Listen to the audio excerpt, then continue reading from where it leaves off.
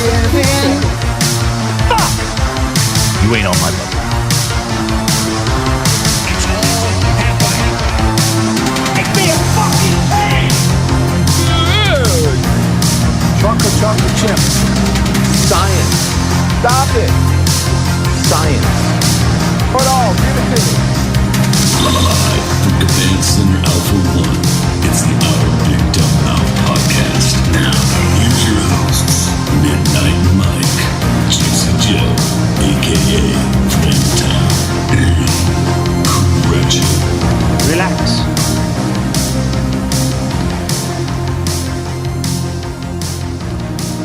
Hey everyone, welcome to another fun-filled podcast adventure. Getting everything up on screen. Yay! There we go. Okay.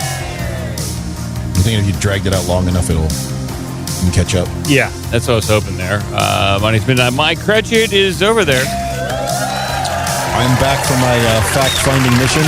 I did not find the facts. Sorry. No facts to be found. Not a single one. I'll have to go again in September for another fact-finding adventure. All right. Well, we hope that the facts will show themselves. They're very elusive. Very elusive. Joe is not here. I don't even know what day this is. I should go back and count the days and do, it's 31 days since Joe was on the show. I think it's been longer than 31 days. Yeah.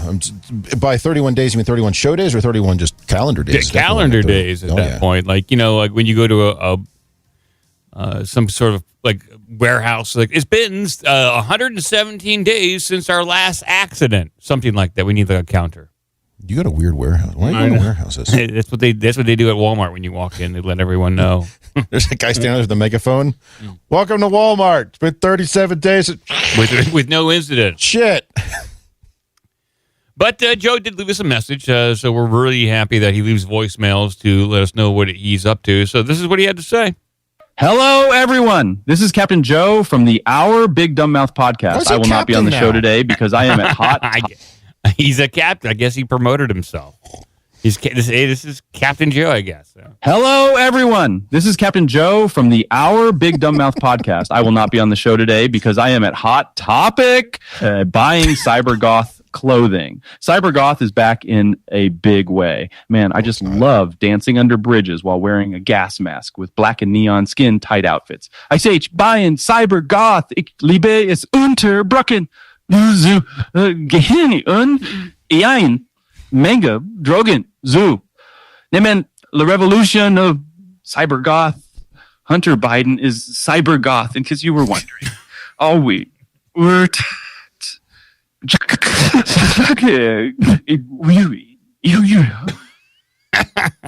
What medication is he on? I don't know. He's saying incredible stuff right there. Okay, thank you for your call. You need the AJ, the interesting call. I don't know what you're saying. I couldn't understand what you're saying. Yeah, see if I get her. Very interesting things you're saying. I'm not going to be dishonest. I'm not understanding what you're saying. Cybergoth, man. I guess Joe's saying Cybergoth is back in a big way. I don't think Cybergoth. First of all, can it be back if it was never here to start with? It was big. Come on, dude. Cybergoth was a big thing. Big. Some of the people who danced Cybergoth were big. I'll put it on screen so people know what we're talking about. This came to prominence in the early 2000s. Really through various videos when YouTube was kind of young, even before YouTube, like E-Bombs, where there would be people, mostly young folks, that would be dancing under bridges. They're dressed as like industrial / gothic people, and they just are in front of a camera nonchalantly dancing around, and it's just stupid. Are they dancing to the Mortal Kombat theme song? Pretty much. Because that's what this sounds like. It's pretty awesome, though. Come on, dance! Yeah, there we go. And they're wearing black denim trash bags. Pretty much, yeah. In fact, I think Billy Corgan dresses this way now on stage. Billy Corgan is Smashing Pumpkins. Homer Simpson smiling politely. So this is what Joe's doing now. He's dancing under bridges, and he's part of the cybergoth community, which I wasn't aware of. I think that every one of the people in this video are currently like, they have regular jobs, like they're an assistant manager at PetSmart or something. Well, this video is uploaded 12 years ago, so these people are probably working. So they're like now almost general manager of a They're PetSmart. probably like, some of them are working for Homeland Security. And so you have cybergoth Homeland Security people. The other people are probably personal fitness trainers and dog walkers. I think you give them too much credit. Probably. Yeah. I think they are. They run their own home printing business, and they teach part-time at the local community college on Victorian poetry. And that's what plays in their car, which is a 2003 Toyota Cressida. That's some banging sound check. That's what I'm going to play out of my 1992 Plymouth Laser. This is the sound of the future right there. All right. Well, when Joe is not dancing under bridges in cyber goth outfits, he's calling into shows. He's calling up shows and haranguing people with tough, hard-hitting questions. He is. Joe called into Dr.Drew. You may know Dr. Drew from Dr. Drew and Adam Carolla. They had a huge show back in the 90s, early 2000s called Love Lines. Dr. Drew went on to do a number of like celebrity like rehab shows. And then during COVID, he was, a pretty outspoken celebrity doctor. I think initially he was kind of on board with... Oh, he was 100... Oh, damn it, I said it. He's 100% on board with all the nonsense. And but I think he's kind of come around a little bit. I don't know how much he's come around, but he's been on Tim Pool's podcast. And at least he's open to the idea that everything that we were told to do may not have worked. Yamakio. Yes, Yamakio. Thank you, Tim. Says that he's like to chime in. I was eating a whole big bag of Yamakio before the show. It's just delicious. Yamakio. But here is Joe calling into Dr. Drew, and let me get the leveler going so everything is evened out, compressed level, boosted, EQ'd, and the limited. first part of this clip is the audio is pretty bad. They're trying to figure out the audio. I think Dr. Drew is trying to figure out the audio. So I'm going to fix Dr. Drew's audio right now for him. Here we go. Let me get one more question up here real quick. This is Fox and Friends. Yes, I know. To be pronounced Foe and Friends. And it's out of sync. Like, this is their out of sync. sync. Okay, I'm that mic and we're good to go. There's all kinds of... Yeah, the video's out of sync. Like, I'm typically like a second or two out of sync. These guys, it seemed like they're 30 seconds out of sync. But here's Joe calling it. Twitter Spaces has all kinds of weird little glitches in it, and that's one of them. There you are. Can you hear me now? Yeah, hey. We do. First of all, congratulations on the book there, Kat. That's cool. I wanted to talk to you. I haven't gotten it yet, but I intend to. Dr. Drew, would you consider yourself a boomer? Oh, for sure. Look at him. I don't want to make assumptions about but you your know age. what though? Yeah, I'm almost 65, but that dude looks good for 65. Yeah, we're on the tail end of the boomers, which is kind of an interesting place to be. We always saw, people that live on the cusp or born on the cusp of these generational changes. You sort of see things from both perspectives. And I remember when I was in high school, the class ahead of us, the teachers would all go, "Oh, that was the last class of the 60s. You guys are the 70s and 80s," which was the next generation, really. So why do you ask? Well, because I see, so my parents are boomers, and I watched the way that they handled COVID, and I saw an evolution in you, in the way you perceived the world, that's opened you up to talking about some of the craziest stuff. Like, I'm Gen X. I grew up with you and Adam on, MTV or wherever it was, Comedy Central. So I watched it and marveled at it, but I saw most of the boomers in the world that I know completely buy into this crap and almost so vigorously, like the one you're talking about, where it's like, oh yeah, you got a 50% chance of dying if you get COVID. Like, it was insane to me how gullible these people were. Yes. Well, guess what? The reason is we came from a time when we trusted authority and trusted publications and believed the press, and COVID opened a lot of people's eyes a bit. I certainly did mine, where I'm now, like we had dinner with Tom Segura last night and Tim Dillon, and Tom was asking me a lot of questions about what to trust and not to trust. And he goes, would you contemplate, he threw sort of what I would have previously considered a conspiracy theory at me. And I said, no, I don't believe that's true, but I'm listening. I'm listening. And in the past, I would have been just very dismissive. Now I'm like, no, I am listening. And, there was a thing going around today where, again, when I apologized to Naomi Wolf, I started going around on social media again today. I had dismissed her reports of menstrual irregularities after vaccine therapy. And now I've seen a shit ton of it. And it had been reported in some literature that was marginalized. And then just today, I saw another publication saying there's no evidence of any effect on the women's menses. That's false. It does not fit the clinical situation. And so I apologize. I'm finding myself apologizing all the time now. Where's the media? Well, She's sitting next to me. Well, yeah. If I'm not the media. You're not? No, but I want to know what you think. I honestly think that fear is a very effective tool for government, and I also think that it gets people to pay attention in the media. Gets money. So whenever I hear, whether it's like Patriot Act, this is to keep you safe. Yeah. This is to keep you safe, whether it's from Patriot Act, whether it's pandemic, whether it's, some of this new stuff going on with the bill to quote unquote ban TikTok, which really could easily destroy free speech on the internet. All of these different things. Whenever I see someone trying to make me afraid, I ask myself first, what's in it for them if I am? And I have a corollary to that, which at the moment when somebody gets silenced, I figure they have something to say now. Now I figure I may not agree with everything they say, but I figure they have something to say. Otherwise, why the vigor? Why everybody? And by the way, the playbook during the lockdown and pandemic was to take people of highest academic and professional standing and crush them. Yeah, that's right. For having that, those are the guys you should be listening to when they have alternative opinions. Not that they have to be right, but you have to listen. That's right, Chef. Have you been sort of?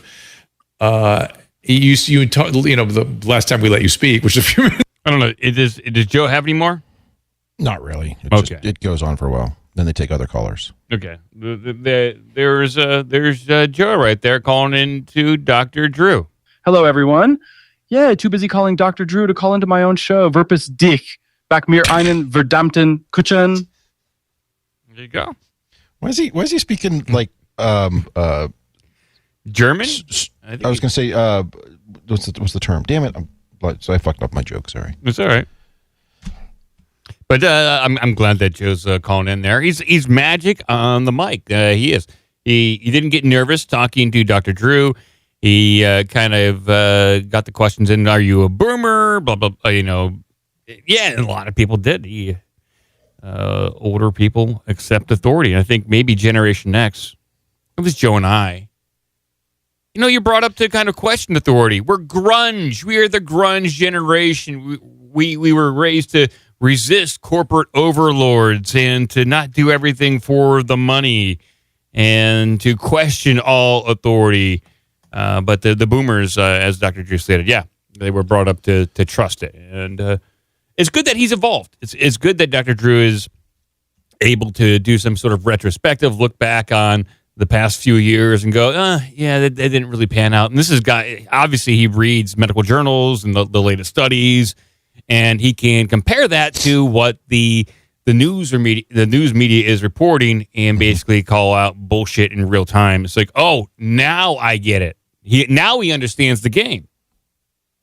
And there's a lot of talk about one of the purposes of the COVID pandemic or whatever you want to call it, the last couple of years has been for the powers that be, that is to say, led by Powers Booth himself, but the powers that be to try out their manipulation of communication, of the media, of through pharmaceuticals, through the mainstream media, through things like that. And they have gotten very good at it. Even now, 3+ years later, I still know people who, when they sit down on the sofa, they turn on CNN and they just blindly stare at whatever's on CNN all day long. And it is absolute nonsense. If you catch these shows now, and they are still parroting the exact same talking points that they were years ago, as if we have not learned a single thing, as if there's not been any new studies, information, any of that stuff coming out, even begrudgingly recognizing some of these things. Even like the CDC changing their recommendations multiple times. They have no idea about any of that because that is not reported. And then as soon as the terrible segment on CNN or MSNBC or whatever is done and they go to a commercial, like 5 of the 6 commercials are pharmaceuticals, just bam, bam, bam, bam, in a row. It is just incredible to see. And then you can understand why people are so susceptible to this stuff, because they just get hammered with it all day long, and it's all pharmaceutical funded, and it's just, them repeating talking points. Inject it. Put it in me. Yeah. Crash, mostly Don Lemon saying that. Can you give me like 1 or 2 dB over there output from you? You want 1 or 2 more dB? Yeah. All right, let me push I'm looking at the button. levels, and I could use a little bit more. All right, there's 2 more dB. Is that more dB? How many dog biscuits do you want? That sounds pretty good. I like that. All right. Yeah. Good. Throw it all. Give it to me. So yeah, thank Joe calling in for Dr. Drew. We'll move on to some other news here. Yeah. Oh no, after this. Hold on a second. Just play the Mortal Kombat. Just had to cybergoth it up just for a second. Here we go. We'll move on. Got some headlines here.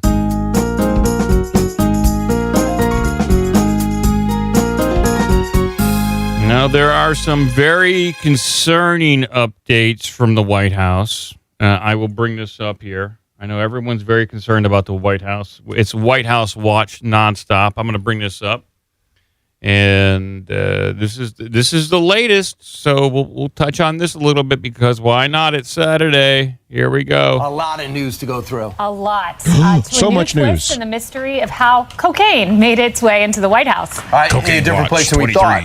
The Secret Service is now saying the drug was found in a more secure location as the Biden administration dodges questions on the matter. More secure, really. Griff Jenkins is live outside of the crime scene with the very latest. Griff? Okay.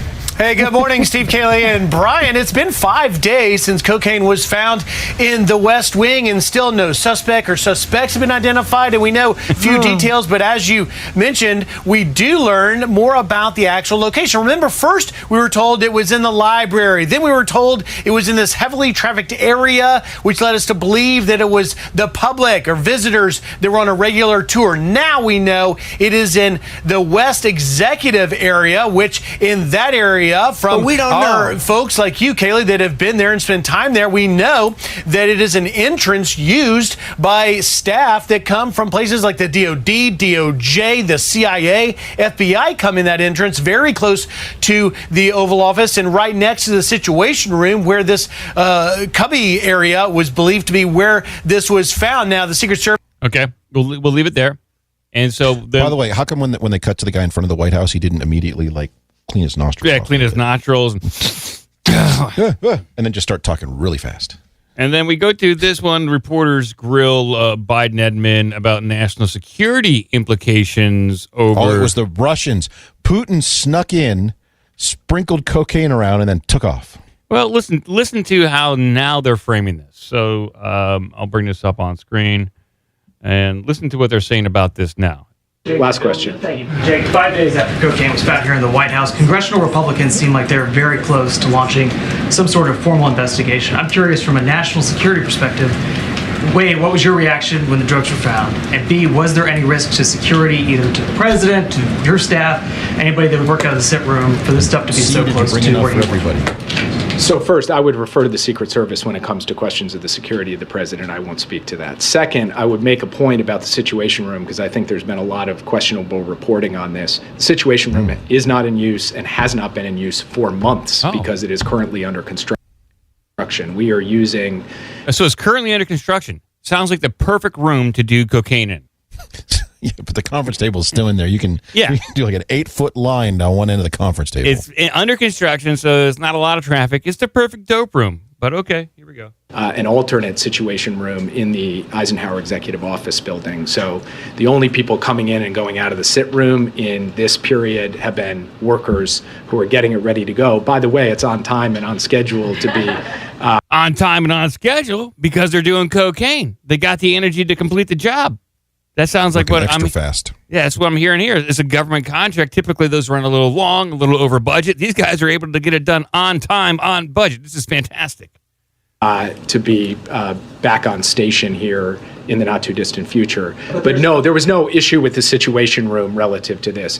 And then finally, why are they talking about we have the situation rigorous room? drug testing policies at the White House. We have because that's where it was rumored to be left. It was like left on top of a computer. That's another rumor that the little dime bag of Coke was left on top of a computer in the situation room, next to the entrance area where all the high security people would come in from the DOJ, FBI, and then they'd go straight into the situation room, which is under construction.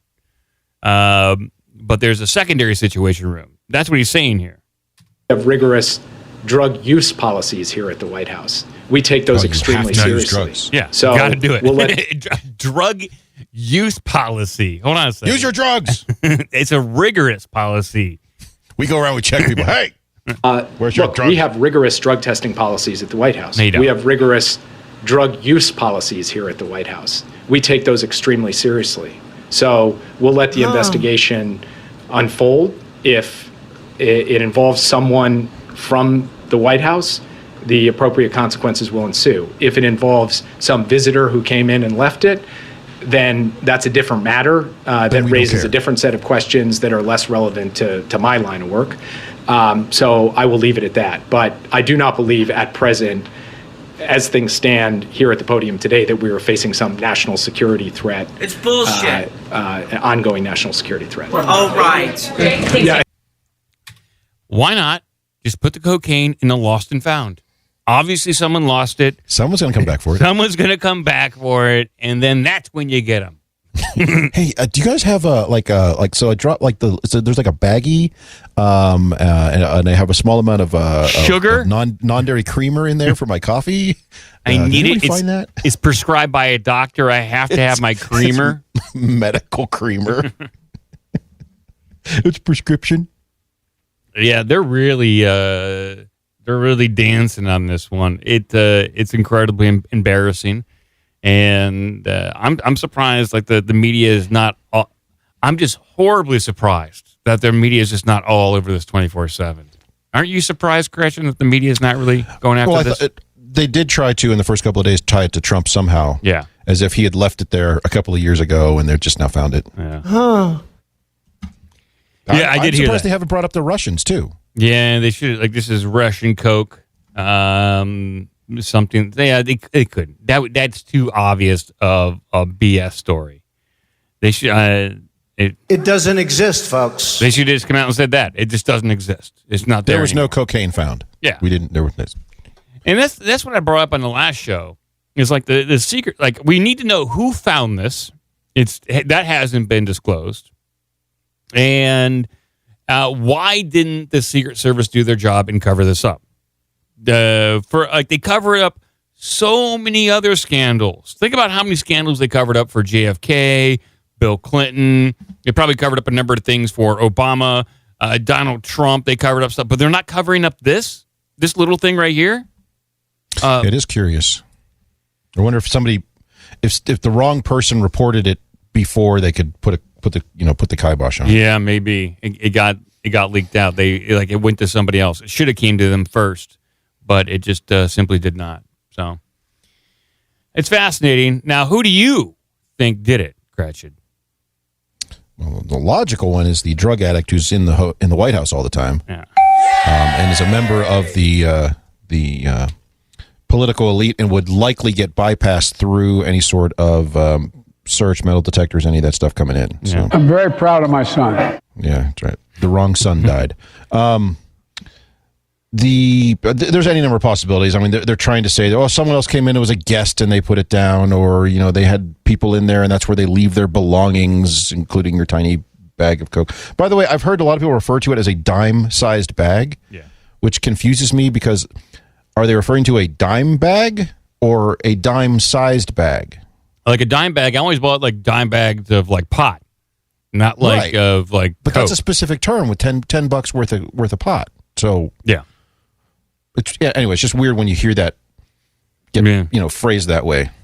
I know. So it's interesting terminology. I do like the idea of somebody else in the Biden family. I've heard it tied to potentially Ashley or even who's the medical doctor, Jill Biden. Oh, I see. You think she is involved in some way? Like her marriage is so bad, her only escape is doing coke? No, not for her.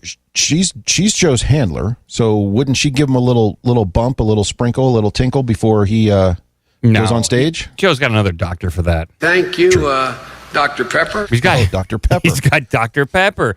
Follows him around. Didn't all the early soft drinks have coca leaf in them and cocaine in them? Like Coca-Cola is famous for that. A lot of them, Coca-Cola, Pepsi would give you a little pep. What about Dr. Pepper? Dr. Pepper literally had peppers in it, and they were like, this will never sell. Just put cocaine in there. Okay. That works. It does tend to work.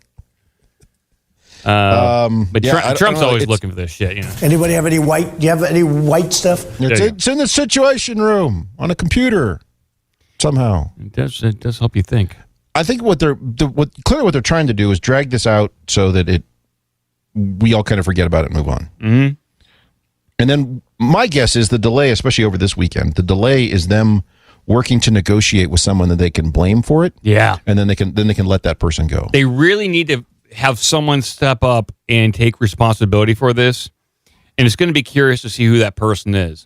And then, so what they're going to promise is like, listen, you got to step up and do this one for the team. Take responsibility for the team. Some low-level staffer. Mm-hmm.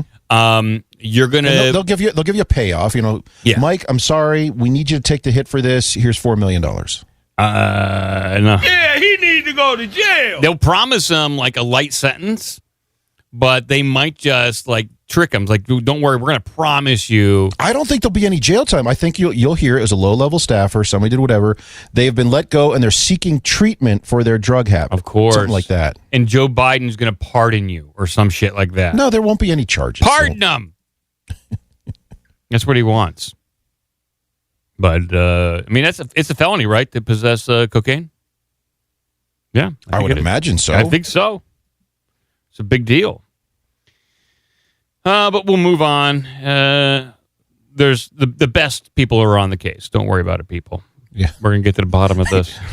got them working around the clock. They added 3 more detectives to the case. Got them working in shifts. Yeah.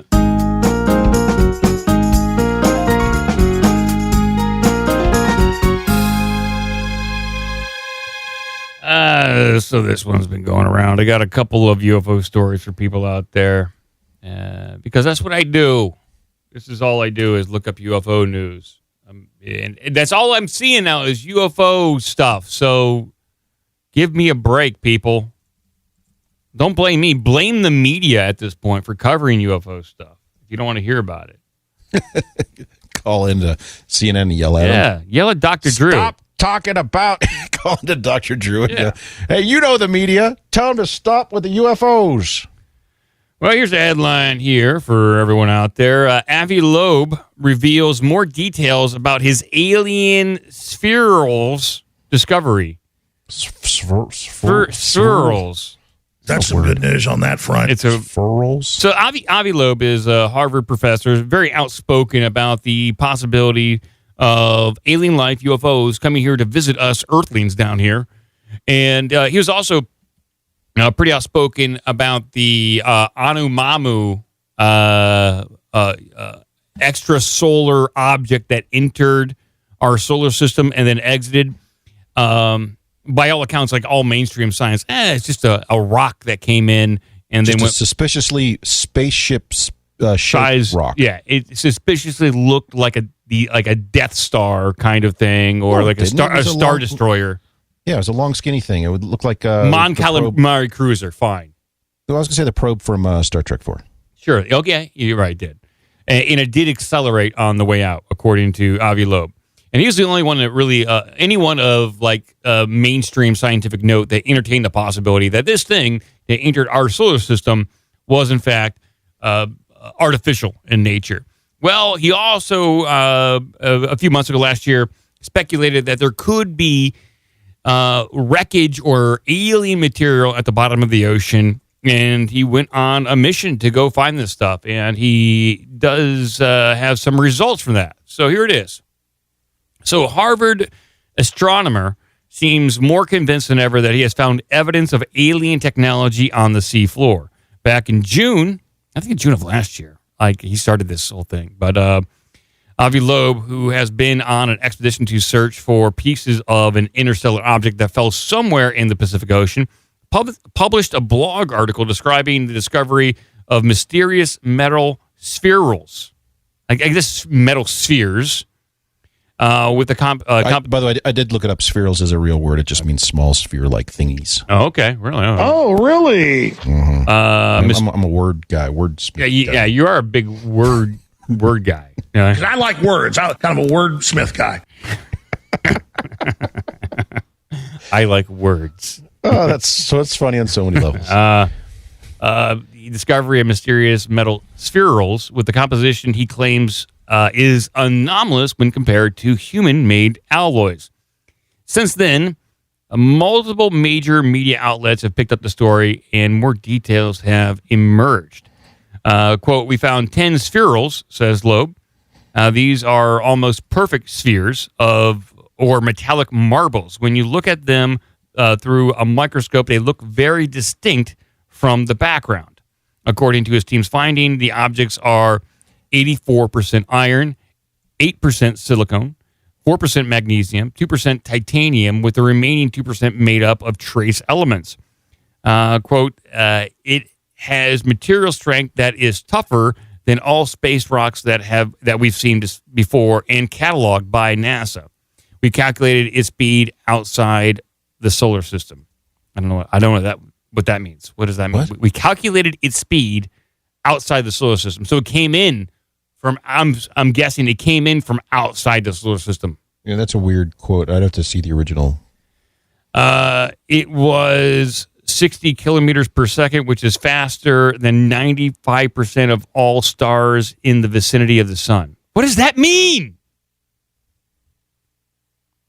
It's 60 kilometers per second, which is faster than 95% of all stars in the vicinity of the sun. To what, though? So, I mean, the sun's moving at faster than 60 kilometers a second. And how space. many stars are in the vicinity of the sun? Not many.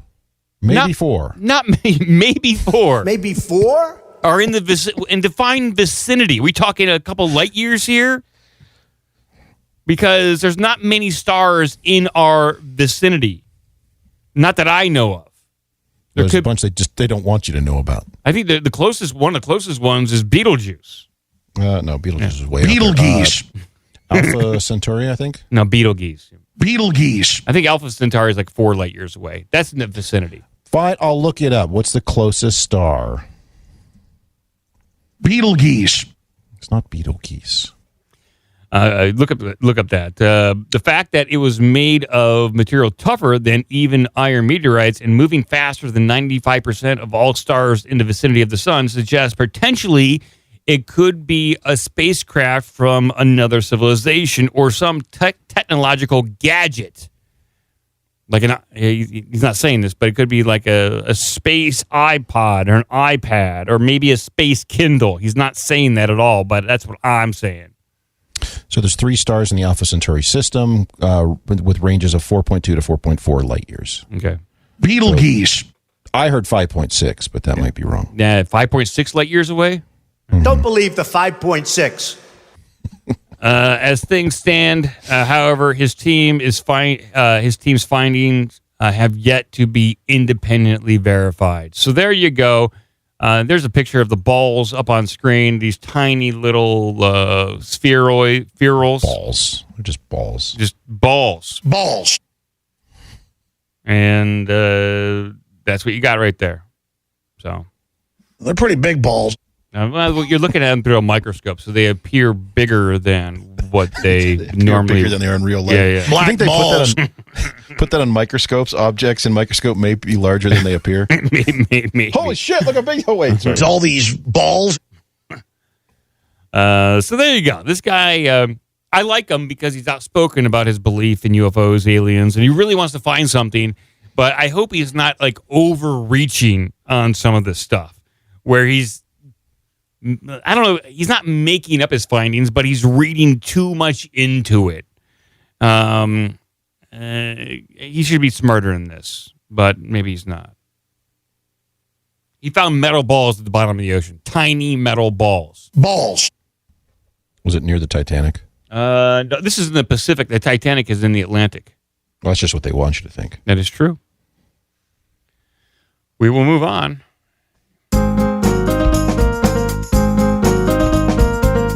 And so, by the way, that story was originally covered by CBS. Major media outlet covering UFO alien-related stuff. Last week, NBC did a fairly large segment on UFOs and UAPs. This next article I have here is by, I would say, a notorious shit-fucking magazine. And these Nick West has his own magazine now? No, Nick West. But, I mean, he could easily work for this magazine. No problem. And these people are reporting on it. So I think we're at stage 1 of Project Bluebeam. We're at step 4 of stage 1 of phase 3. Yes. And this is from Popular Mechanics. Hey, did you know that they could have flying cars in the 1980s? I did not know that. Because Popular Mechanics is all that. No, wait, what was that? Popular Science? I get these two magazines confused. Same thing. Wrong.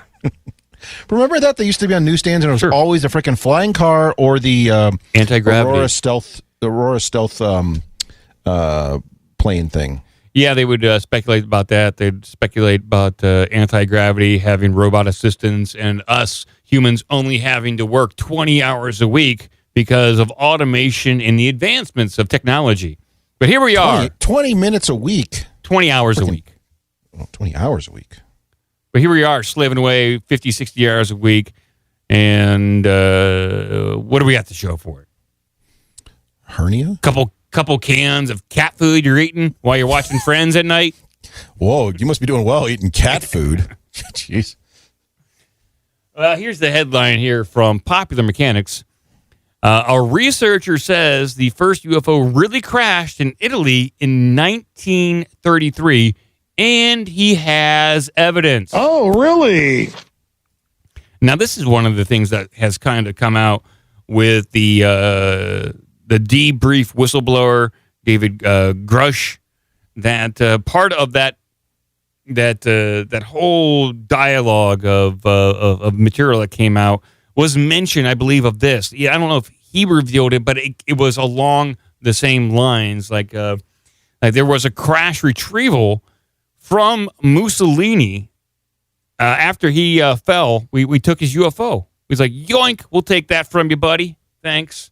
But it originally by fell, you mean hanged by the people in the town square? Yes. He was unelected. Well, they unelected him right there on the spot. Yes. Well, here it is. Italy. Is Italy, not Roswell, New Mexico, the actual site of the first UFO crash on Earth? An Italian researcher claims to have proof that backs up recent allegations that a crashed UFO was recovered in Italy in 1933. It adds to a growing interest in unidentified anomalous phenomena, or UAPs, that now includes elected officials and a NASA panel, even in the face of broad scientific skepticism. In an interview published by the Daily Mail, Italian ufologist Roberto Pignotti says that fascist dictator Mussolini got his hands on a flying saucer after it crashed on June 13th, 1933. But the alien craft, Roberto says, was captured by American forces at the end of World War II and sent to the U.S. So Roberto showed documents to the newspaper that he claims are evidence of both the crash and the secret department set up by Mussolini to study the alleged saucer. Quote, I and my colleagues began investigating the story of the 1933 UFO crash in Lombardy in 1996 when we received some original secret documents about the case. So former U.S. Intel officials cover up. So this is a fairly long article. I'll just go down to the not so fast section. So this is talking about the whistleblower claims from David Grouch. So despite Grouch's claims and separate intriguing videos, the Department of Defense has denied that it has any knowledge of recovered alien spacecraft. And noted UFO debunker Mick West pointed out that Grouch's allegations don't add up. David Grouch claims that the U.S. has quite a few alien craft that crashed or landed. West retweeted. Then why is the evidence of their alienness so only isotopic ratios and strange heavy atomic metal arrangements? Looking into, so basically, where's the rest of the craft? If all we have are these little spherical balls, where's all the other evidence? Mick West is saying. Balls. Looking into unidentified aerial phenomenon is generally a very good idea, but it's important to remember that something has to. What is this? This is a weird sentence. It's good to look into unidentified aerial phenomenon in general, but it's important to remember that all something has to do to be something. It should be someone. All someone has to do. No, what they're saying is it's just poorly phrased. For something to be unidentified, it simply has to be unidentifiable. That's all they're saying. Okay. But it's just like they're playing semantics here, and whoever wrote that sentence should be fired. That's crazy. Or go be the White House spokesperson. This is Popular Mechanics talking about UFOs, and they're kind of poo-pooing it. And while Mick West makes a good point, it's like, where's the rest of the evidence? Why would they come forward with it right now? If it is that significant of technology, do you think they're just going to wheel it out and say, "Oh, sorry, we've been lying for 70 years. Here's all the wrecked UFO crash materials, and sorry, we didn't mean to lie to you." No, it's going to be weird stuff that what people can have acquired over the years, whether it is a little shred of metal here, maybe some balls at the bottom of the ocean. That's all we can get because all the other good stuff has been squirreled away. Russ Colhart on a most recent podcast said, according to some of the sources that he has, that there are UFOs currently in possession of the U.S. military or some clandestine organization that are so big and so massive that they had to construct a building around it in order to work on it and hide it from the rest of the population. So they have something the size of a football field is what he's suggesting there. I would like to see more evidence. So they built Dodger Stadium around it. Yeah, something like that. But he says that is outside the U.S. I would like to see more direct evidence, but it's going to take a lot more work. And I know Congress just basically said that they want specific access, and they're requesting additional information from some of these departments, and they're giving them like 180 days to do so. But that's just giving them time to clean stuff up and hide stuff. On the last show, I read a paragraph from suspected recount of what Jimmy Carter learned about the UFO phenomenon when he was president. And according to this, the CIA basically told him that the UFO phenomenon is real and that the human race is the result of alien experimentation, and that they are here and they are continuing to experiment on us. They're basically letting us be here while they run their experiments, like we're part of some sort of Sim City. And we could be very well living in a prison planet, kind of kept here for our own good while the aliens run their experiments. And I was thinking about like that after the podcast. I was like, okay, let's take that thought as true, that we are part of some sort. We're the product. Us humans are the product of alien intervention, alien experimentation on our genetics, and we are part of their experimentation. But what if everything that we have gone through, let's say just the past 30 years, is part of the experiment? And they are running SimCity-like experiments on us, like releasing a virus to see how we react, or to augment certain things in the electoral process to see how we react. Maybe, or like a couple of weeks ago when there was a tornado near here, it's because they clicked the tornado button. But something like that. But like the higher ups, the rulers of this reality, you can call them the WEF, the super class, whatever you want. They're in direct contact with this alien intelligence, and they are the ones that are in control of our reality. And yeah, they probably worship a different type of god or have different occult practices because they know, as the aliens told them, that we are the product of their creation, and the aliens created religions for us in order for humanity not to destroy itself.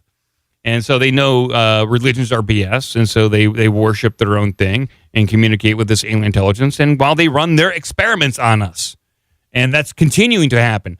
Like, what better giant genetic experiment than what we all went through for the past 3 years with COVID-19 and battling COVID-19 and vaccines, medication. What a giant experiment that. Then the dragnet of getting tested for that, all the DNA collected. Mm-hmm. You know, where did all that DNA go? China. And then you have the Havana syndrome kind of experimentation that was going on, where it seemed like some sort of covert operation that they're still not being upfront about what was going on there. HARP, that kind of experimentation on a global scale with manipulation of the ionosphere. It seems like we are already living these alien experiments. But hey, that's just my thought. Well, I don't think that you're far off from the potential there of those to be related. That say, like with the strange times and things. I mean, wouldn't these all fit into that general thesis of experiments, social experiments, to see how people would react? You don't even have to go so far as to say it's even like a global, ultra terrestrial alien force, as much as just the government fucking with people too. Could be that, especially. When I went over the MyLabs kind of situation of abducting people, doing various kind of MK Ultra experiences or experiments on people when it comes to hypnotism, brainwashing, extremely low frequency waves, all that kind of stuff. It's like, wow, we really are just guinea pigs, and we're just cannon fodder for their experiments at this point. They just want to extract resources and money out of us. They really don't care about us, so.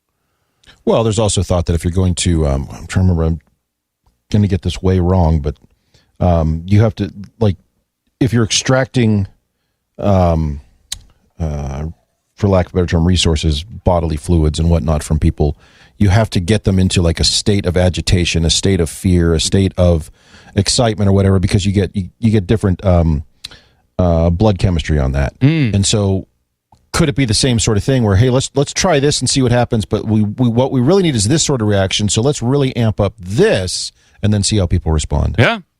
So. Yeah, people think the alien experiments are just like the one at a time alien abductions, but why not at a massive scale? It's true. They had billions of people go and spit in cups for like a year and a half. Yeah, that was. And then they had them like, hey, Mike, put this thing in your nose and mail it to us. Okay. It sounds good to me. I'll do it. You got it, Mr. Government. Yeah. It's just, what if those, to your point about where those went, what if those weren't going to the government, but they were going to the ultra-terrestrials?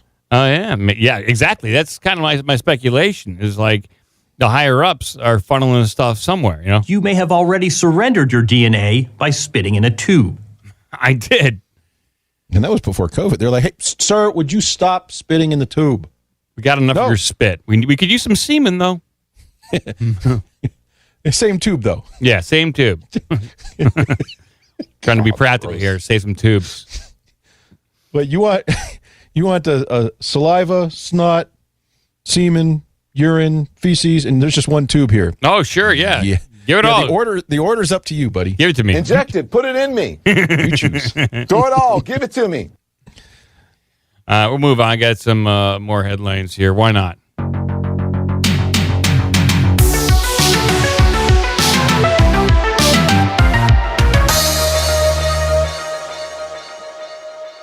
All right.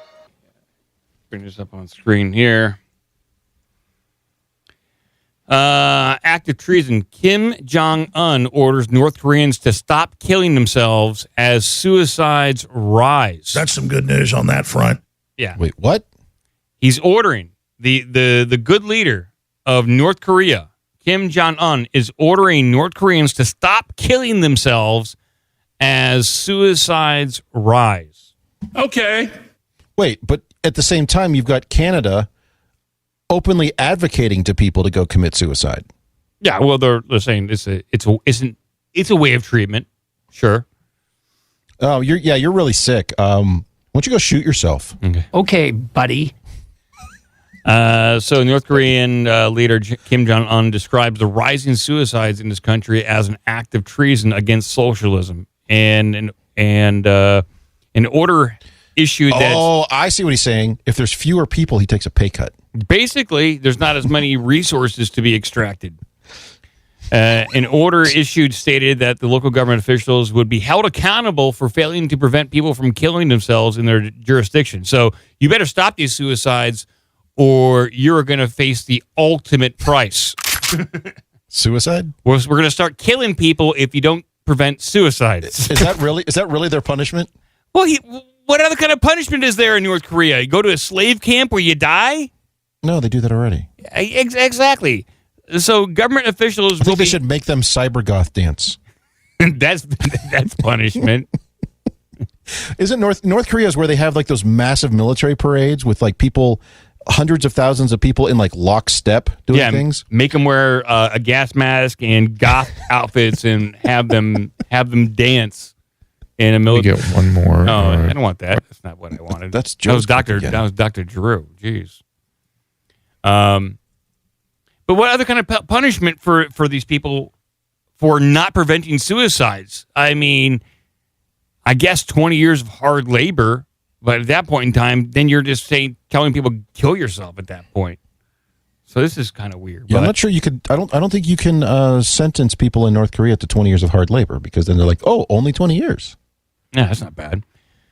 The exact number of suicides in North Korea is difficult to ascertain as the regime. No, it's a little bit more than that. I suspect that there's a lot more people than that off themselves in North Korea. Maybe 4? Is it 9 billion? 2017. That's a very specific number. Where's the 9 billion one? We shouldn't be laughing at these kinds of things. 9 billion 240. Also very specific. 1.3 trillion. More people than there are on the earth have committed suicide in North Korea. 9 billion. Like, I think the world Sir, only get holds these numbers. The world only has like 8 billion people right now. So, no. Well, thanks to the North Koreans, yeah, otherwise exactly. it'd be 17 billion. Themselves, yeah. The exact number of suicides in North Korea is difficult to ascertain, as the regime rarely offers insight into the country's shortcomings. However, the South Korean National Intelligence Service estimated in May that suicides has increased by 40% from the previous year. That's messed up. It is fucked up. That's crazy. Kim described suicide as an act of treason against socialism. The order also stated that local government officials would be held accountable for failing to prevent people from killing themselves. But it doesn't say what that punishment is. It can't be good. No punishment in North Korea is good. They have to watch exclusively new Disney Star Wars movies. These guys better do their duties, you know? You're not taking care of your duties here like you're supposed to. No, they better do it. You send Dr. Discipline over there. Data on the numbers of suicide was provided as well example of entire family. Oh, my entire family. What? My God. Like, come on. This is insane. If this is true, and there's no reason to doubt, like, the South Korean intelligence on North Korea. Like, it's just horrible conditions up there. I suspect. All I know about North Korea is what I learned from Dennis Rodman. That's all I know. They do have a suicide prevention policy ratified by the General Secretary, so that's good. According to the information received, most of the suicides were caused by severe poverty and starvation. Well, that's not suicide then. They're being killed off. No, I think what they're saying there is if you have a family and you don't have enough food for everybody, you've got, elderly relatives or something committing suicide to let the others have food, which is horrible. Then you're driven to that situation. So you're basically driven to forced to kill yourself because of what the dear leader is doing there. The handsome leader is doing, who poops in buckets because he refused to have his poop in normal sewer systems. He doesn't want to give that poop to the ultra-terrestrials. No, he certainly does not. He's learned. He knows what's going on. He's aware. Don't give that poop to aliens. Yeah. So that's crazy. Sad situation. We don't have enough North Korean news too much anymore. I remember back in 2019, there's a lot of North Korean news come out, especially around Kim Jong-un's double. He has 5 different body doubles, and they all kind of look similar, but not really. Well, you remember when he and Trump got together in, where was it, Singapore, I think, and they almost ended the Korean War, which is technically still going on. Yeah. And then mustache broom guy got in there. What's his name? Bolton. Michael Bolton. No, John Bolton. One of the Bolton brothers got in there and fucked up the whole thing. Yeah, he did. To prolong that shit. Yeah. Just like how Zelensky and Putin almost had a deal in Ukraine to stop that shit, and then someone from our State Department got in there and said, no. Boris Johnson went over and did it. Boris Johnson did the dirty work, probably at the behest of our State Department. Oh, I'm sure, yeah. But still. Can't end those wars. Nope. So, all right. Let's move on. Let's open to the phone lines and see if there's anybody out there that has anything significant to say. 614-388-9109. We're opening up the phone lines for legitimate callers only. Legitimate callers only. And you guys can Skype directly in using ourbigdumbmouth. That's one word. And you can Skype directly in. And most of the time it sounds okay. We'll see, though. Don't call and speak. Caller, you're on the air. One word. How you doing, OBDM? Your phone's bad. What's going on, man? Who are we talking to? Third-time caller here. I do not have a nickname yet. Oh, you don't have a nickname. Would you like a nickname? I sure would.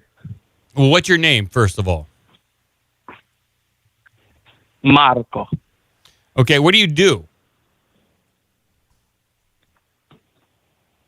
I do just about everything. Yeah, but for your job, we want something that we want to give you a nickname that is kind of applicable to what you do in your life. Okay. I work construction. Oh, okay. You work construction. How about Bullhorn?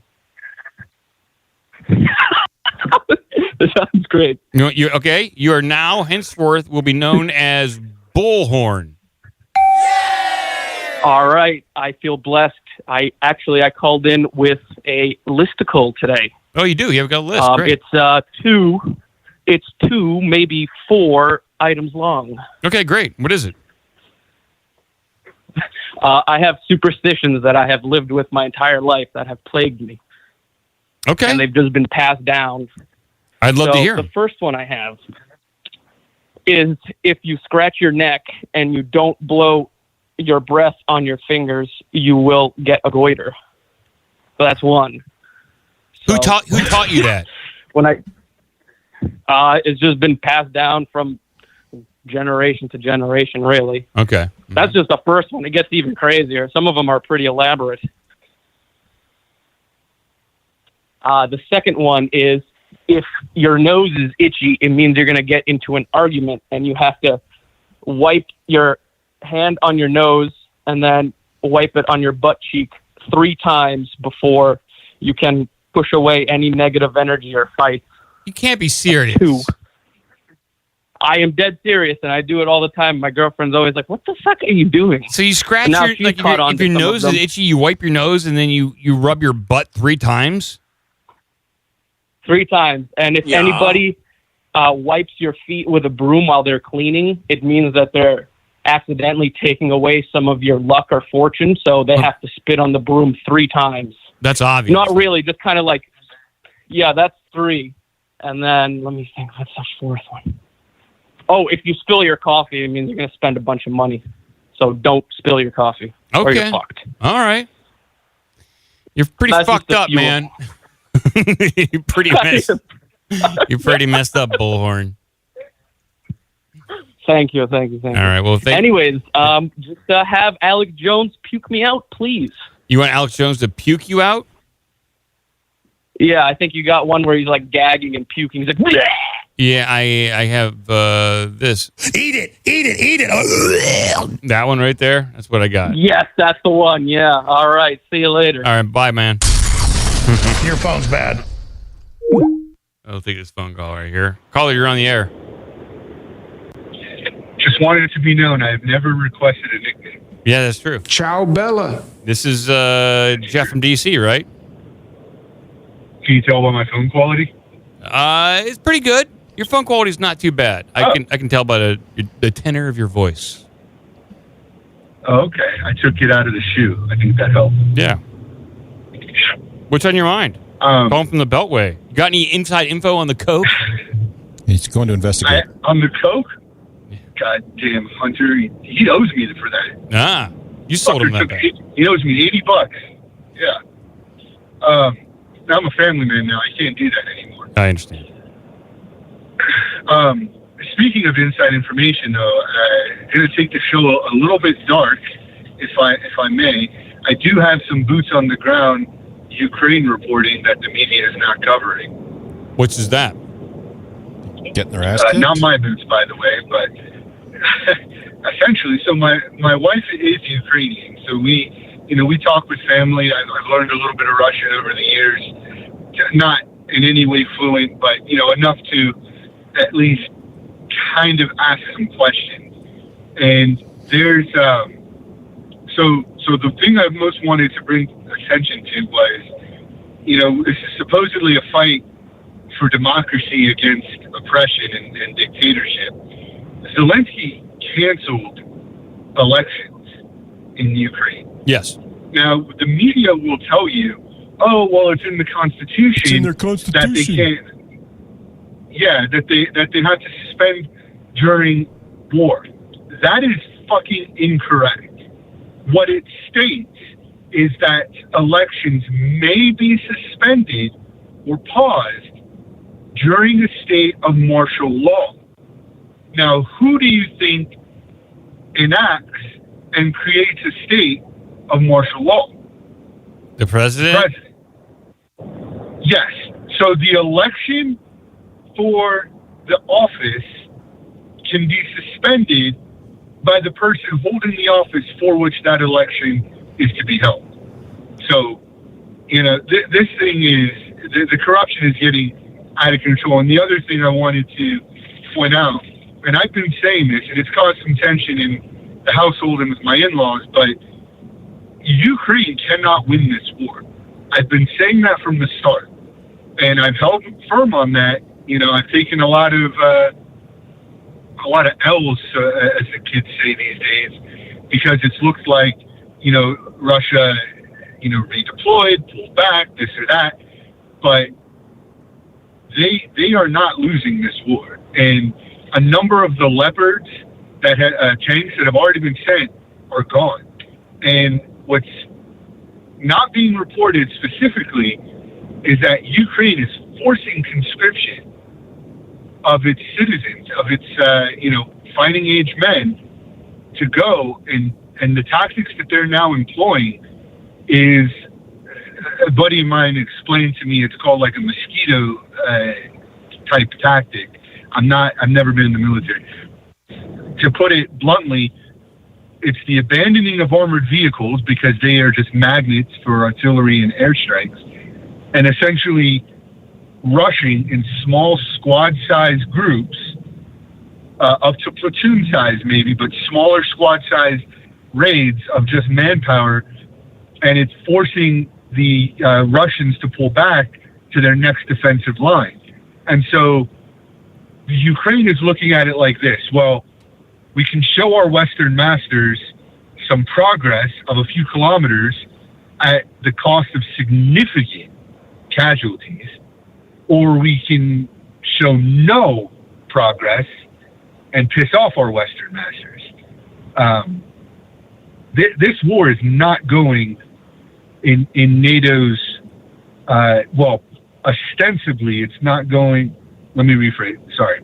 It's not going the way NATO is ostensibly telling the people it's going. Is this why they're sending cluster bombs? It's going... Like this, according to like the most recent news here is like U.S. plans to send controversial cluster munitions to Ukraine. That can't be good. Aren't those? I believe those are illegal. Well, which international law and war, crimes to me is retarded. But as it stands, they're quote unquote illegal in war. If you're fighting a war for your existence, I don't believe in rules, laws of war, or whatever. That's all stupid. But yeah, they are illegal, I believe, or they've been agreed upon by a majority of countries in the UN not to be used.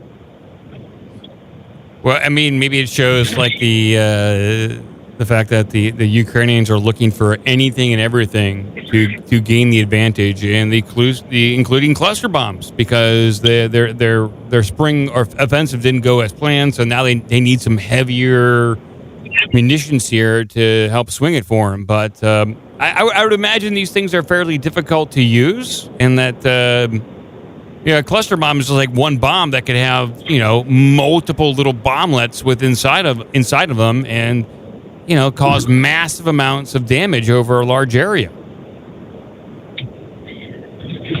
Yeah, the Western strategy is to bleed out Russia, and if the price of that is every last Ukrainian, then so be it. The Ukrainians are being used. This war, Ukraine is irrelevant in this war. It just happens to be where the current battlefield exists. Sure. It's really sad. The future of Ukraine, and my wife is slowly coming around to understanding what I mean and starting to agree. Ukraine is over. It will not exist as the country she grew up in, which she understood. Going, summering in the Black Sea in Crimea at the resorts and all of that, and they didn't have a lot material-wise, but they had a decent and steadily improving life. That's all gone. It will never come back. The millions of women of birthing age who have left, birthing people, yes, thank you, have left. They're unlikely to ever return. And now you're looking at hundreds of thousands, because don't believe the 5.6. No. The media is lying. The number of dead Ukrainians is staggering. There's actually, it's called, this is where my translation is not up to par. I believe it's called something like the trail or tunnel of the heroes, or something to that effect. This is a pathway kilometers long of flags, makeshift memorials. Basically it's a marker of the dead. And it is kilometers long, whatever the fuck a kilometer is. It's that many long.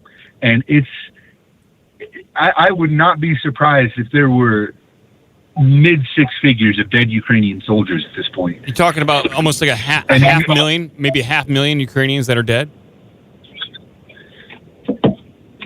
I would suspect it's in excess of 250,000, yeah. Okay, 250,000. That's insane, a number of people that are dead. And then the Russians, maybe about 80,000 on their side, maybe 80 to 100,000 on their side, or is that not accurate? It's far less than that. I would say, yeah, it's in the neighborhood of 100,000, probably less. Like I said, I don't work for DOD. I'm getting at least some unfiltered, reports out of Ukraine. Yeah. The Ukrainian media, by the way, never referred to what happened with the Wagner Group as a coup. It was fucking so infuriating how up in arm, or not, sorry, like ready to celebrate. Some of my friends were like, this is, they're going nuts. Like, oh, this is it. It's the end. This is so embarrassing for Putin. He's done. I was like, guys, come on, this isn't a coup. And then they got me stuck in some stupid semantics. They trying to get me to agree to disagree. Okay, we won't have to use the word coup, but it's pretty close. Like, no, it's not, man. Just our media, it lies and lies and lies, and it's so blood-boilingly frustrating. We don't even know what really happened there. Like, it just looked like a redeployment, or they were angling. The mercenaries were angling for more money before they went back to the fight. In my opinion, it was a personal infighting, and this is the kind of stuff you see in autocratic regimes. It was a personal infight between Prigozhin and Shoigu. They've never had, there's been no love lost between the two since this war started. And the contract for Wagner expires relatively soon, sometime in July, it expires. So the final payment was made in May for Wagner's Ukraine contract. What the plan was the MOD was going to be absorbing a large number of Wagner troops into the army proper, and Prigozhin was going to lose a lot of his influence and his standing. I mean, he still has contracts all across Africa, all across the Middle East, but the real meat, so to speak, because this guy's a businessman, that's what he is, a businessman doing business. His Ukraine contract expires in July, and Shoigu was going to be absorbing those troops. If you follow what's going on since the greatest coup since Jan 6 is the troops have been absorbed into the regular units.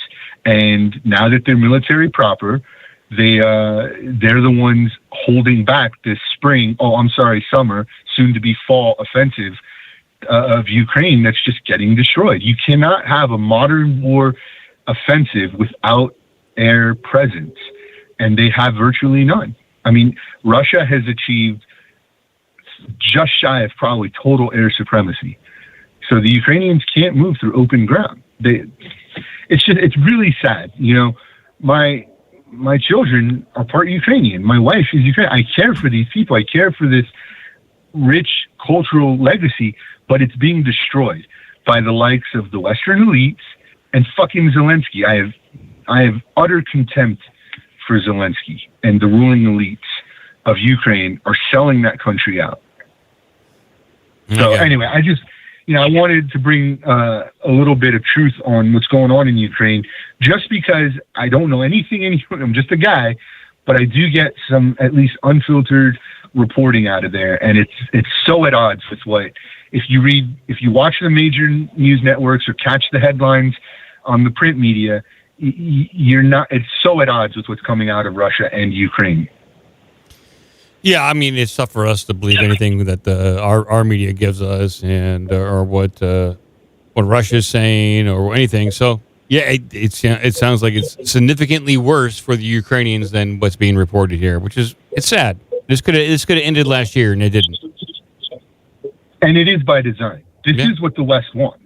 Sure, it's a no man's buffer zone the size of Texas is acceptable, and if they can bleed out as many Russians as possible, by way of Ukraine, let's pinprick Putin.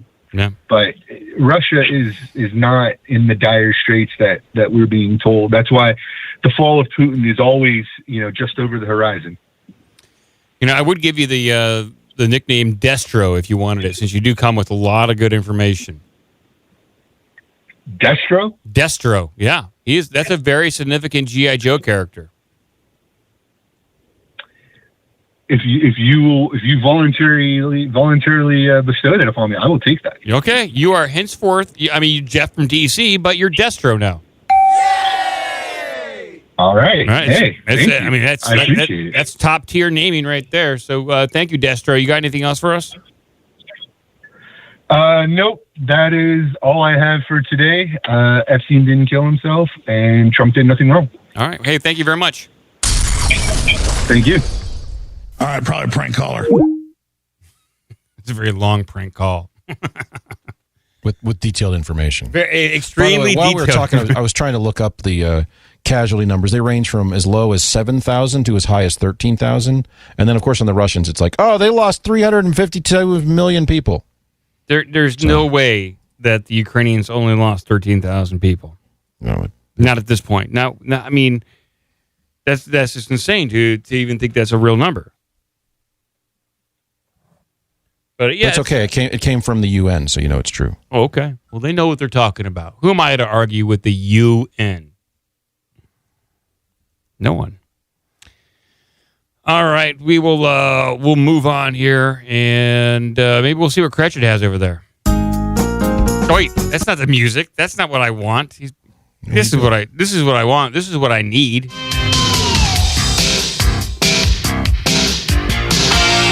I cannot remember. So much news in here. Let's see. I'm going to scroll way up to where where's the last one we covered?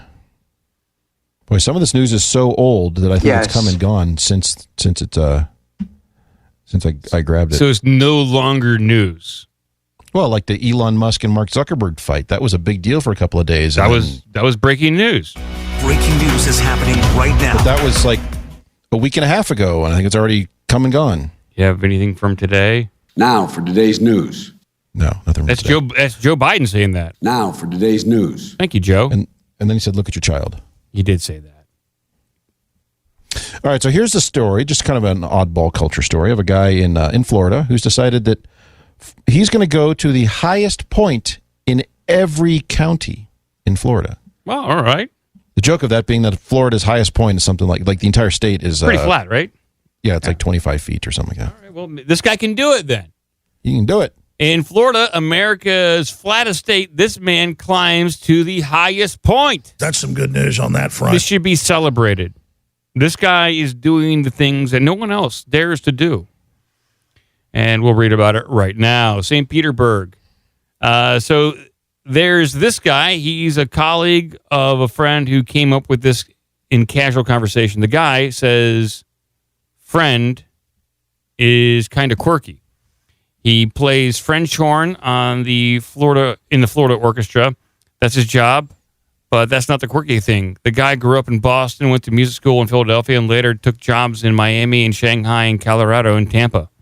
Colorado is where the story begins. The guy, a really nice guy, was working with a summer music festival there and started to go hiking. It's Colorado. What else do you do there? This is written like a blog, and that's why I'm reading it like what this. The hell? It pisses me off. He climbs with friends, scales these big, impressive peaks with views that make you want to believe in a higher power or shore up your beliefs if you already do. Then one day he turned to climbing into a game. He began a quest to visit the highest point in every county to work his way through that state. In Colorado, that often meant big climbs on trails with magnificent views. But now he lives in Florida, the flattest state in the country, and he's doing the same thing. This is quite the story. The highest points are in Orange Grove, random roadside, inside gated communities, the parking lot of a mall with a cheesecake factory. So you got to get on top of that cheesecake factory, buddy, if you want to get to the highest point. Get up there, take a ladder with you. And this is how he spends his free time, poking around patches of concrete and swamp, driving hundreds of miles to stand in the middle of a cow pasture, a cemetery, and a stranger's backyard. Oh, really? This guy sounds like a public nuisance. Well, he's on top of every cheesecake factory. Yeah. I mean, I don't think that's safe to do. But what do I know? This guy is the expert climber, not me. So, whatever. You going to jail. He should be going to jail. He should be going to jail. And his name is Andrew Carr. If you want to find this guy and track him down and tell him to stop doing this. Get off my roof. Is that Andrew up there on top of the Cheesecake Factory again? He's put a box up there, so now he's 2 feet taller. So Andrew is 46. He's single. You go figure. And he's been doing this high pointing thing for the past 10 years. Jesus Christ.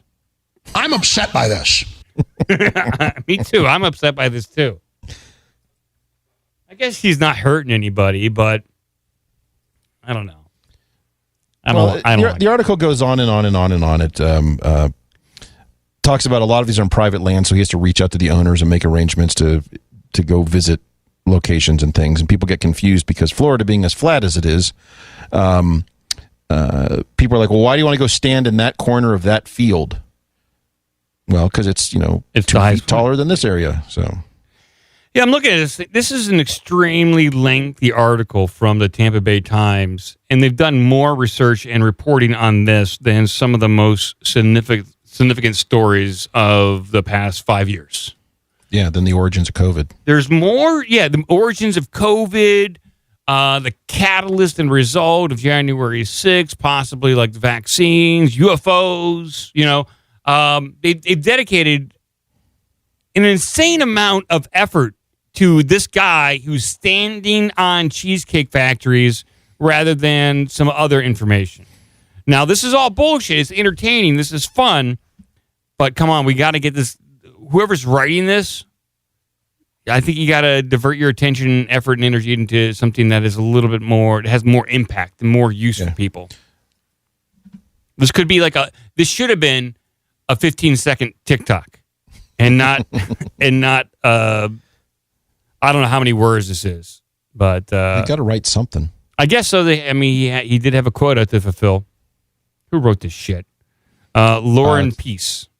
If you click on her profile there, she is the equity reporter. So look at this nightmare headline. Yeah. The Enterprise reporter, equity. And she's writing about this 46-year-old single guy. Incel, if you will. He's an incel. Okay. We'll move on. All right. This guy started to annoy me. I got another annoying one. All right. Oh, good. Someone in that control room is out of control. This comes from our friendly neighborhood Dutchman, Herman.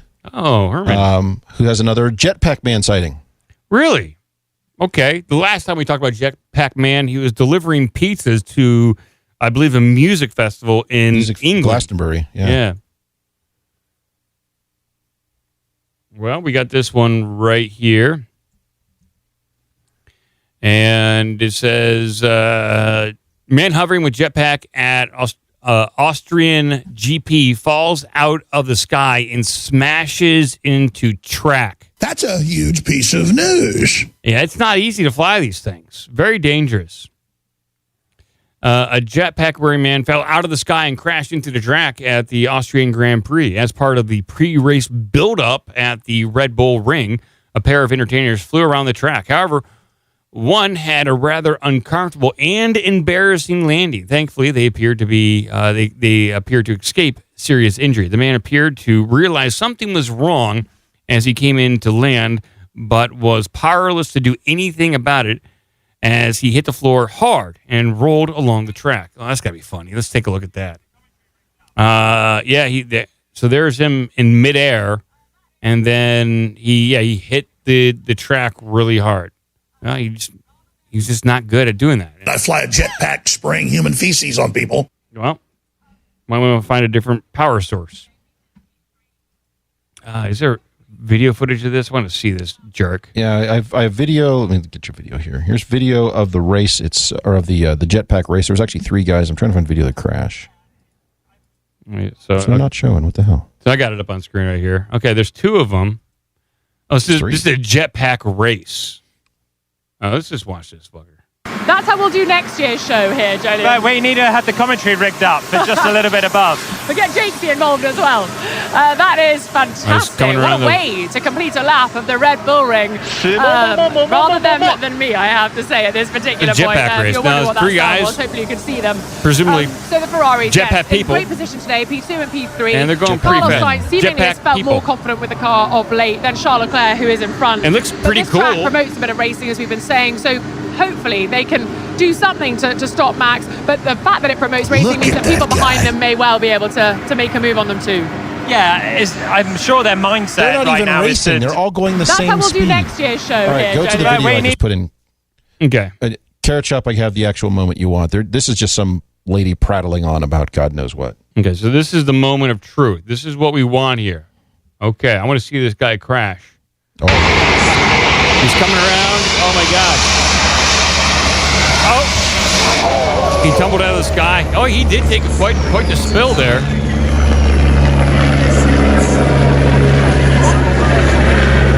He did take quite the spill. He stalled out there. He was moving pretty good, and he just lost. Well, he was still moving forward, so I guess he just lost his thrust and plowed into the ground there. Yeah, that's what happens there. Oh boy. You know, looking at it, I wonder if he saw that Qatar Airways sign and thought he was going to hit that, so he cut his thrust slightly and then just that did it all. Yeah. There he goes. Yep. I mean, it's a cool idea. I think these things are cool, but I don't know. And very impractical. They're cool, but very annoying at the same time. They're loud as shit. They are. You can fly for a minute and a half. Apparently, not easy to fly. No. Yeah, I'm not sure. Yeah. Okay. I mean, made some news. That's quite the tumble he took. Okay, we'll move on.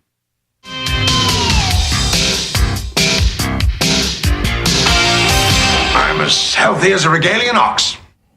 Even after that tumble. Okay. Yeah. All right, let's see here. I'm looking for an article here. Tea Earl Grey hot. This one. So here's a guy who's collecting stuff. There's a news story about this one. So you can run the local news, our favorite type of news. Yeah. Guy said he's going to set a world record by collecting pencils. Oh, well, great. Let's see. Never dreamed I'd be getting to this point. This is kind of amazing. Aaron Barthelme won't settle with being number 2. He says he has about 70,000 wooden advertising pencils. The current Guinness World Record is 24,000 pencils. Sounds like, well, I can easily beat that. And tomorrow's the big day because here at the Colfax Historical Society, they're going to be counting all 70,000 of these pencils. And he has every kind of pencil you can think of.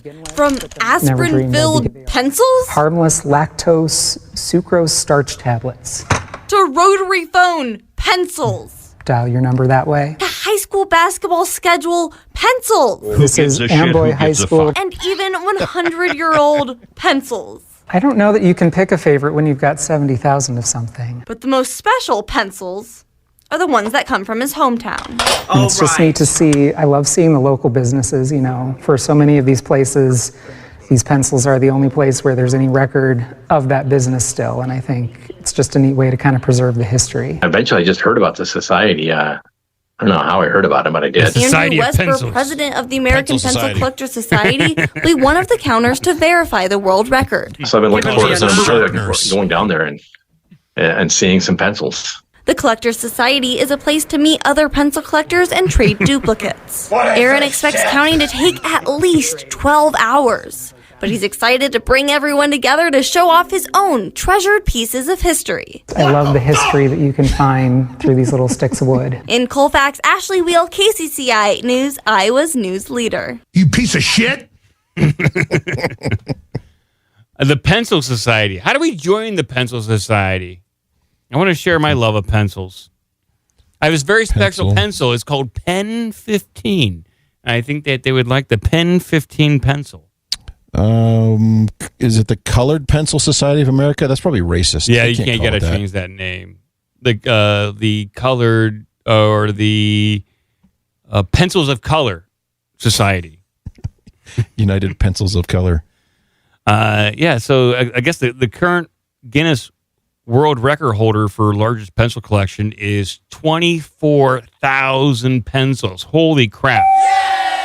Yay! How many pencils does Trump have? I think 8,737,540,000. All those boxes when they were down there in Mar-a-Lago, they're just full of. There's like just some more pencils. What is this? Like, if you had 8 billion pencils, hypothetically, how much room would that occupy? I don't know. This is a Chat GPT question. Lengthwise or what? Like how many warehouses would I have to hold 8 billion pencils? Well, let's go to Amazon. What's our biggest box of bulk pencils? Yeah, I got to get into Chat GPT right here. Here's 150. Here's 1,000. We'll use that. It's a good number to start with. Here we go. Chat GPT. How am I How much room would I need to store 8 billion pencils? Because this is a moving question. When I contract like a moving company, I need to hire a company that will move my 8 billion pencils. I should ask that. I'm moving my pencils. How many tractor trailers would I need to move 8 billion pencils? How many tractor? I'm doing the math here right now. Give me a minute. Moving trucks. I'm saying, how many moving trucks would I need to move 8 billion pencils? Come on, ChatGPT. To determine how many moving trucks you need to transport, we need some additional information, especially capacity of each moving truck. Come on. Yeah, how big's a standard 40-foot truck capacity in cubic feet? So, by the way, you're going to need... You are going to need 5 billion cubic inches, or 2.9 million cubic feet. So now you just need to know what's the cubic foot of a standard 40-foot trailer. Moving truck. How many would I need? How many would I need to move 8 billion pencils?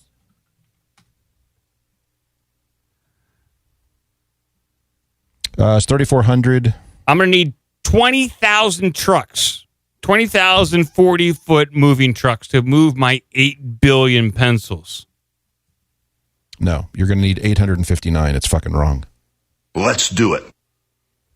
Well, this is so going... I took a 1,000-foot box of pencils on Amazon. The box is 12.2 by 7.6 by 6.8, which is 630 cubic inches. 630 cubic inches by 8 million, because there's 1,000 of them and you want 8 billion pencils, would be 504, let's see here, 504 million, wait, no, 1, 2, 3, 5 billion square or cubic inches. Cubic inches into cubic feet gets us to, whoops, where'd my numbers go? Gets me 2.9 million cubic feet, 3,400 cubic feet in a average 40-foot cargo trailer.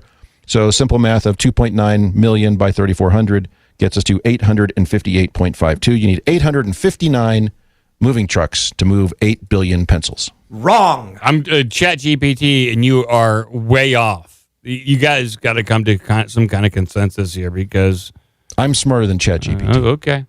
Well, what number did it use to start with for a pencil? One box equals 1,000 pencils. That's what I used, but I just did the box from Amazon, 1,000 pencils, 12.2 by 7.6 by 6.8. 630 cubic feet. They're saying basically inches, 8 million boxes of pencils. So they're moving, number of boxes equals 8 million boxes of pencils that they're trying to move on a 40-foot truck. Yeah. Oh, right. 8 million boxes at 630.5, actually rounded up slightly, 630.5 cubic inches gets us 5 billion cubic inches.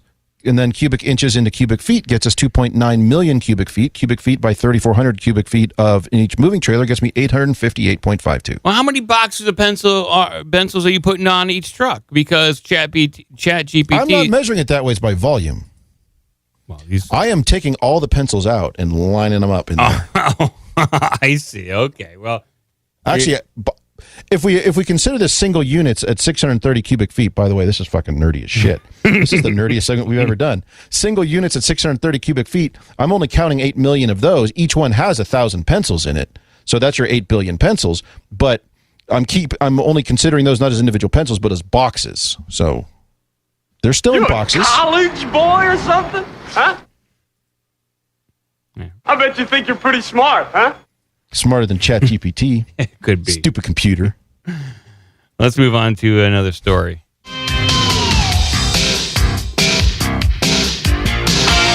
I would like to talk to your mother behind.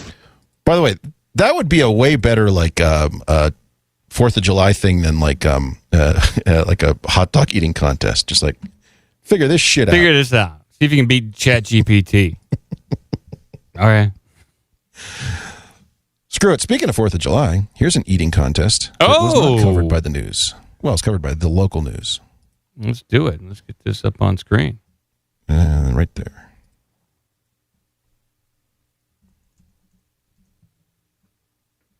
Iowa man wins 4th of July key lime pie eating championship in Florida Keys. That's good news.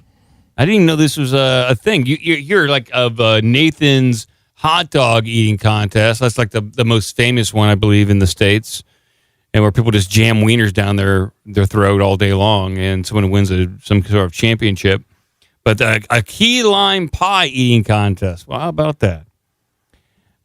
New York has its hot dog eating contest to celebrate Independence Day, but the Florida Keys has a sweeter alternative on Tuesday. The Key Lime Pie Eating Championship in Key West, where key lime pie originated, that was won by Joshua Mogul, a 38-year-old Altoona, Iowa man, and he's a tire manufacturing manager. Wow, okay, how about that? Guy likes tires and pie. Yeah. Okay. Mogul plunged his face into a 9-inch pie smothered with whipped cream during the challenge, whose rules forbid contestants from using their hands. So no hands. This is kind of like that scene in Stand By Me, you know, with Lardass. Lardass in his drinking. What did he drink? Castor oil? Yeah, before the contest. Yeah, in that. He turned it into a complete pukerama. Yes, I don't think that this guy, the tire manufacturer, did that. At least it's not reported as of the printing of the story. The gooey competition has become a subtropical substitute for Nathan's famous 4th of July hot dog eating contest. Mogul consumed the confection in 3 minutes and 35 seconds, besting 24 rivals in the culmination of Key West's 5-day Key Lime Festival. As it sounds. Wait, like there was a 5-day festival and I missed it? A 5-day Key Lime Festival. That's what they're talking about here. I didn't even realize there's a Key Lime Festival down there, but apparently it's a place to be. Eat, eat, eat. Always have pie in my mouth, said Mogul, when asked about his strategy that he employed. So that was his strategy, is just to eat, eat, eat, eat. Yeah, what's your strategy for eating this eating contest? Well, I'm going to eat. You know what? Well, I'm going to keep eating. Eat it, eat it, eat it. Basically, that was his... When I'm done eating, I'm going to eat some more. Yeah. Makes you want to throw up. Experts believe key lime pie was developed in the late 1800s in Key West. Its primary ingredients are condensed milk, egg yolk, and the juice of tiny yellow key limes, typically with a graham cracker crust and whipped cream or... Why are they giving the recipe for key lime pie? Because just in case people don't know what key lime pie is. If you've never heard of key lime pie, here's how you make a pie. In 2006, the tart, creamy dessert was designated Florida's official pie by the state legislator. So, okay, they finally got that celebrated work it done. at the highest point on top of the Cheesecake Factory. They got the hard work done, getting recognition. The competition took place less than 24 hours after the key lime pie, measuring 13.14 feet in diameter, was submitted for certification. The world's largest was created by Florida Keys Bicentennial Celebration. So they not only have the only eating contest with key lime, they produced the largest pie, which is 13 feet in diameter. Why didn't they combine these two events? You have to eat the world's largest key lime pie. Eat it, eat it, eat it. It would be nowhere near as triumphant for him to announce he won the eating contest. Like, oh, how many did you eat? Part of one. Yeah. Trump has he makes his own pie. He's a Florida guy. He made his own pie. How was the diameter of your pie, Trump? 240 feet diameter pie. That's insane. Do you think that guy has to break into Trump's house to like measure the highest point? Oh, maybe. Where's Mar-a-Lago located? Fort Lauderdale somewhere. Is it Fort Lauderdale? Daytona Beach? Does he like to go spring breaking with all the kids? But he does. It is West Palm Beach. July 3rd marked the 200th anniversary of Florida's territorial legislators' establishment in Monroe County, containing the entire Keys Island chain. So there you go. A lot of little history fun facts for all the Florida people out there. Okay. By the way, GIF is paused, but I do have the Pukorama from. Let's take a look at that. Stand By Me up there. Oh yeah. You know when they made that movie, Rob Reiner included this in the movie, but he wanted to cut it out because he thought it was too cartoonish and it didn't fit with the rest of the movie Stand By Me, where these young kids are going to find a dead body, and this scene was a bit of a diversion, so Rob Reiner wanted to remove it from the movie. But upon test screenings, the scene got such a huge reaction from the audience, he decided to leave it in. So there you go. So they were going to cut out the entire point. What was it? Teddy was telling the story? Gordy was telling the story. All of Gordy's stories, Yeah. which was kind of the bookends to that movie, was Gordy as an adult telling his kids the story of the movie. Yeah, Reiner wanted to cut that out. It's terrible. Yeah, Reiner wanted to. Well, I mean, he thought better of it and decided to leave it in. He took the cue from the audience. The test audience was like, "This is solid. It's a great piece of cinema, and probably one of the more memorable scenes in that movie." And he won an Oscar just for that scene. Yeah, Oscar for best pie vomit scene, Rob Reiner. And also, Stephen King has noted that Stand By Me is like the best movie of any one of his works. Well, and he's noted a few times there are movies that are better than his stories. The other one was Shawshank he brought up, and there's another one too. The Mist. The Mist, is that the one? I believe so. Yeah. Is that the name of the movie? I'm getting it wrong. Yeah, The Mist, which is pretty good. I think it has been remade a few times. I think. No, the one about The Fog. I'm getting it mixed up. Which one is this? There's one that's a John Carpenter one and one that's a Stephen King one. Anyway, the relatively recent one where they have the wormhole created by the army and all that stuff. Yeah, that was The Mist.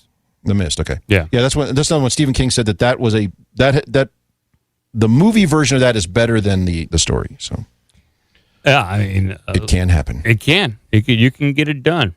And Stand By Me, classic. Also, guess what? Corey Feldman movie. Corey Feldman movie.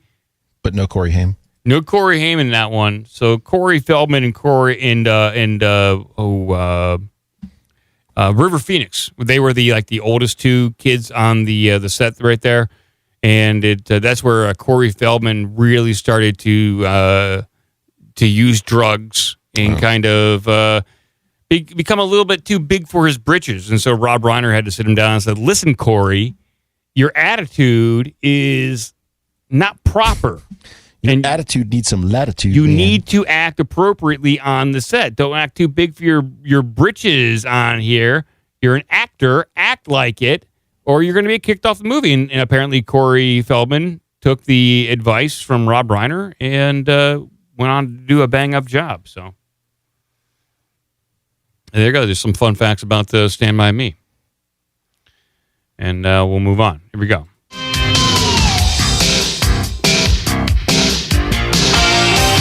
You're a great kisser. So I'll give you a couple options here. I've got a story of 5 women who get into a drunken street fight outside a restaurant in Ireland. Somebody went and talked to robots, and the robots said they're not going to steal our jobs or rebel against humans. I kind of like that one. That's in the running. Here's this one I found only because, and it was mentioned on No Agenda, that I had to go find it. IHOP did announce or launches pancake tacos, or I think more appropriate would be taco pancakes. I don't know, but just weird. I say we do the computer one right now because we're gonna have time for like 2 of these things. So let's do the computer. I'm kind of I want to know what the robots computers telling you they're not going to kill you? Yeah, I'd like to hear that. It's reassuring. I want to believe them. So here's the headline here. Robot says they won't steal jobs, rebel against humans. That's some good news on that front. That is good news on that front. I was just wondering about that. Mm-hmm. So from Geneva, July 7th, robots presented at an AI forum said on Friday they expected to increase in numbers and help solve global problems and would not steal jobs from humans or rebel against us. So, It's just what okay. they want you to think. Okay. Wink, wink, nudge, nudge. But in the world's first human robot press conference, they gave mixed responses on whether they should submit to stricter regulation. The 9 humanoid robots gathered at the AI for Good conference in Geneva, where organizers were seeking to make the case for artificial intelligence and the robot. It is empowering to help resolve some of the world's biggest challenges, such as disease and hunger. Quote, I will be working alongside humans to provide assistance and support and will not be replacing any existing jobs, said Grace, a medical robot dressed in a blue nurse's uniform. Wait, she already literally has a job as a nurse, and yet she's like, I'm not replacing any nurses. Aren't you dressed as a nurse? Unrelated. While dressed as a nurse. Also, how are robots going to have any input on disease or hunger since they suffer from neither? Well, they can't even figure out how many trucks I need for my pencils. Yeah, what the hell? You should have asked that question. Yeah, I got a question. I got 8 billion pencils. How many trucks do I need to move? Sir, you keep asking that. Do we have a little snippet from this press conference? I'd like to It's hear. one of those. No, it's one of those fake videos I wonder if we can find it online. I want to hear the question and answer session from these jerks. Let's see. Bunch of jerks. AI for Good.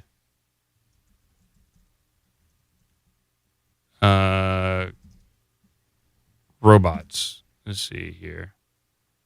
It was 2 days ago. Right? The world's largest gathering of human-like robots is underway in Geneva. Yeah, I'll put this over on screen so we all can take a look at this crap together. Do they have footage of the robots actually answering questions? That's what I'm hoping for.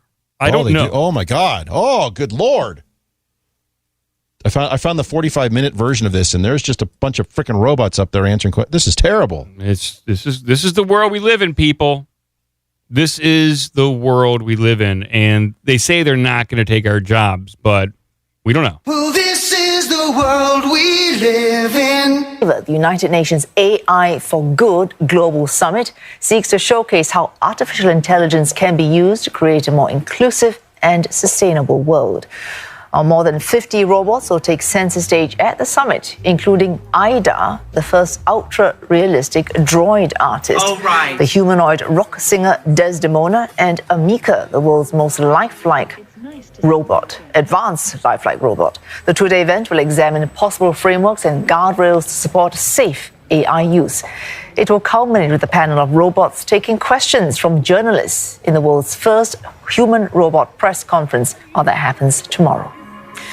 More Trent Murray joins us live from Berlin. Trent, apart from the world's first human-robot press conference that's due tomorrow, what else can we expect?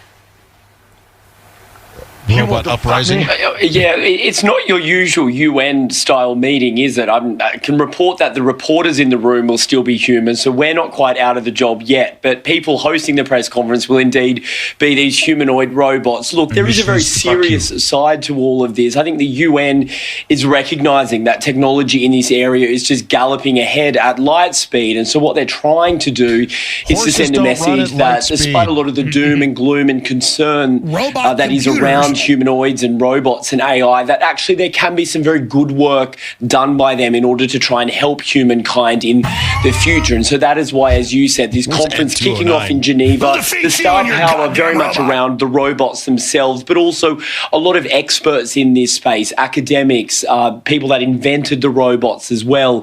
And there is a long list of those. This guy's just yammering. I want to hear the robot questions. Yeah, so here's the... Do you want I have the 45-minute version of the entire freaking press conference. We'll skip around, but I'm very curious about these. So go to 1815, and then I'm trying to find the one with the nurse. 1815. Yeah. Okay. Well, then the nurse is at 24 even. 1978. No, 1815. 1815. Okay, here we go. Let's do like that. 1815 or 1810. Let me bring this up on the screen here. There we go. Sorry, people, but I'm very curious about robots. You know this. Especially considering the numerous disastrous decisions made by... Oh, shit. I lost lighting? Should we start with Sophia? Oh, lights flickered. I believe that humanoid robots have the potential to lead with a greater level of efficiency and effectiveness than human leaders. We don't have the same biases or emotions that can sometimes cloud decision making and can process large amounts of data quickly in order to make the best decisions. So the robot just said that they're willing to kill people to get stuff done. Yeah, it sounds like they're really willing to crack a few eggs to make an omelet. That's right. We don't mind. We'll to hell with Florida. Let's blow that up if we need to. Okay. All right. And go to 24 even for the one who was dressed as a nurse. Oh, good. The one who's not taking any jobs. Let's do that. And we'll move on. 24 even. Here we go.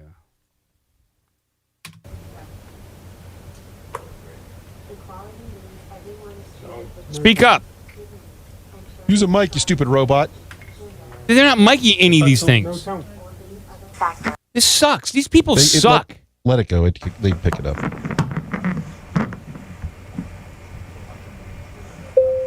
Grace, could you repeat that about how robots can help combat poverty and inequality? We got the microphone turned on. We can ensure that equality happens by implementing policies that promote respect, inclusivity, and fairness. We can also create awareness and education about the importance of equality so that everyone can understand why it is so important. Oh yeah, bullshit. Because that question pertains to the SDGs, I want to slightly extend it. Can I ask if Geminoid could comment, please? Leave me the fuck alone.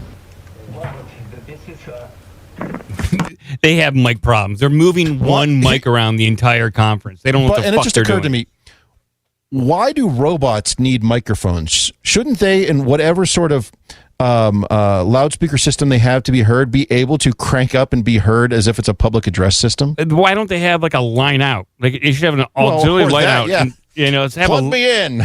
Line out into the mixer, and they should be heard clearly, or USB out. And they're using this bullshit. They have to mic it up. You're moving the mic around. It's stupid. Fuck you. Yeah, this. Why would you? Oh, the other thing. So you're going to do a conference, and you're going to get worldwide coverage for having a press conference between robots and people. And you have one microphone? You didn't hire a sound guy? Did they not pay the union fee? Yeah, the most significant press conference between AI and humans, and they have one little dickweed with some table mic moving Steve it around. will bring his mic, man. It'll be fine. This is stupid. By the way, this is exactly what's going to happen when Bleep Bloop finally shows up and they do a press conference with the alien. It's going to be this jackassery amateur hour shit like this. Your lav mic is off. Tap on the mic. Tap on the mic. Can you hear me? Can you hear me? Yeah. What's going on? It's just, and then, yeah, you're going to have the first alien making an address to the human race, only mic'd off axis. It's going. I'm here to talk about us. It's awful. Get on the freaking mic. It's gonna. That's what's gonna happen. It's awful. It's stupid. These aliens or the aliens. Damn it. These robots are going to kill us all. They will. I do not Hold want on, a robot let me see nurse this, man. Coming in and just let me just move your pillow over your face. Oh, you're dead. Yeah. These computers, I tell you, they just get crazier and crazier. All right, one more story before we get out of here. Before I lose all power. Yeah, what's going on over there? I got power problems over here, big time. But power problems, water problems. What's happening? Yeah.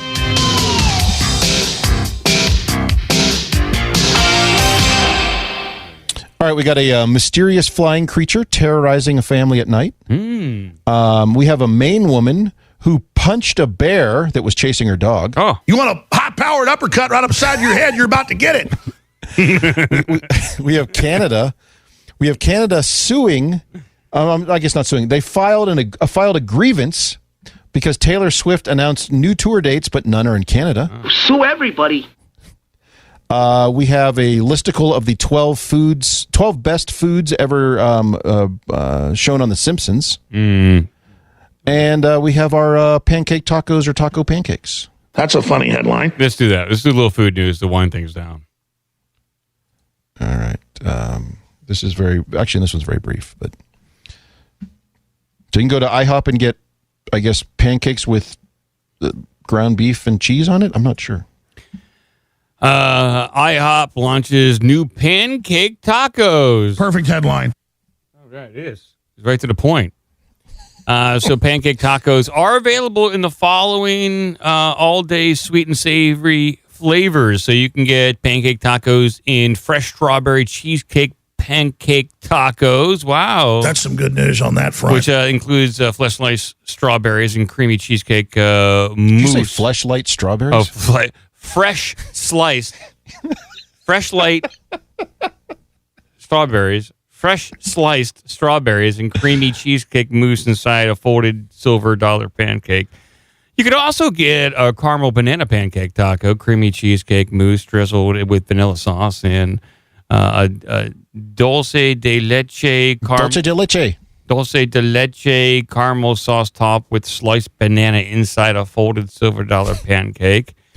Or you can get a breakfast pancake taco, scrambled eggs, hickory smoked bacon, jack and cheddar cheese, blended jack and cheddar cheese blend with white cheese sauce inside a folded silver dollar pancake. By the way, Joe is a big fan of breakfast tacos, so here you can get breakfast taco in a pancake. It's probably worse. Yeah, exactly. Or you can wind things down with a country chicken and gravy pancake taco, crispy chicken, shredded hash browns, and country gravy inside a folded silver dollar pancake.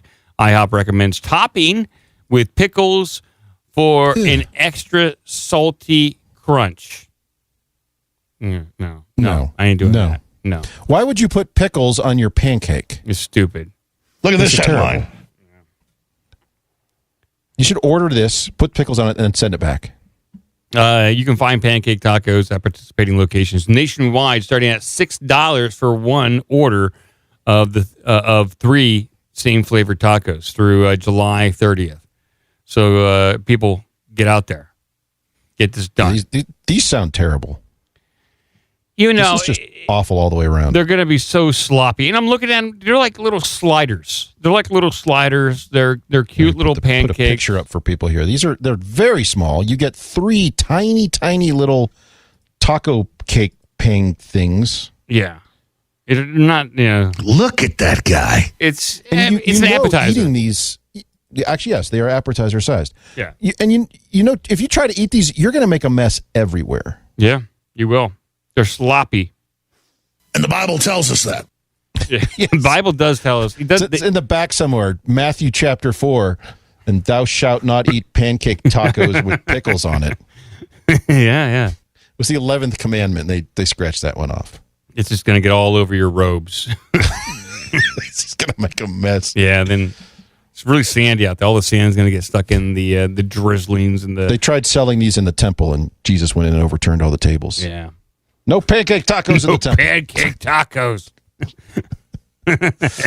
Starts overturning IHOP tables. IHOP's in there. There you go. That's the AI artwork. Jesus overturning IHOP tables.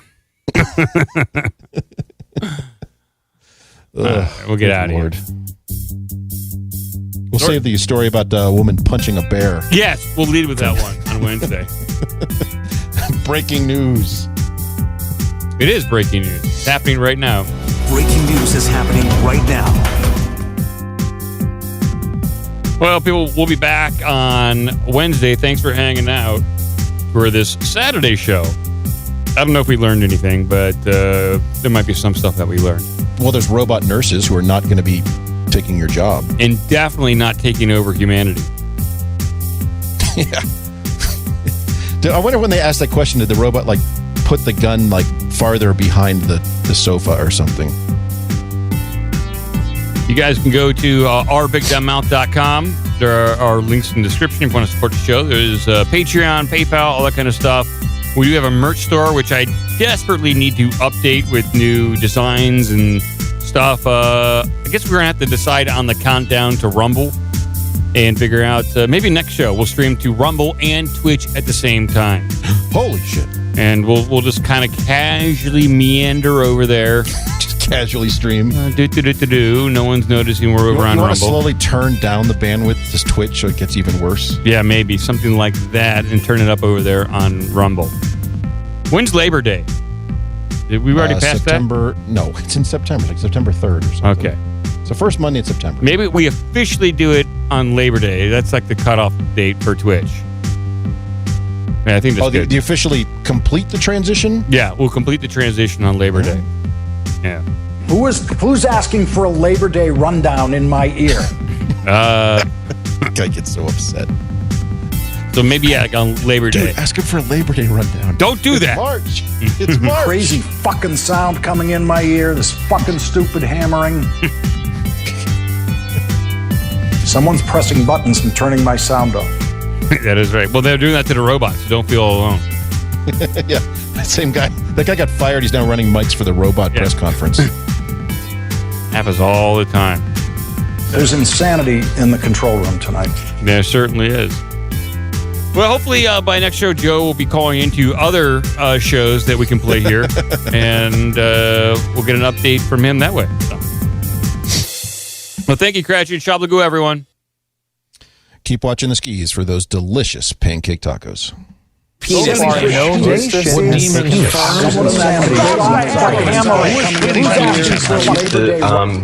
from being from the East Coast.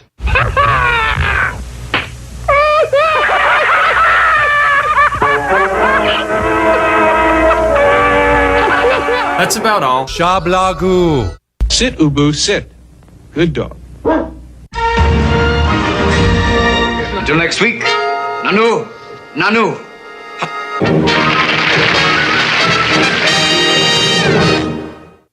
Betelgeuse.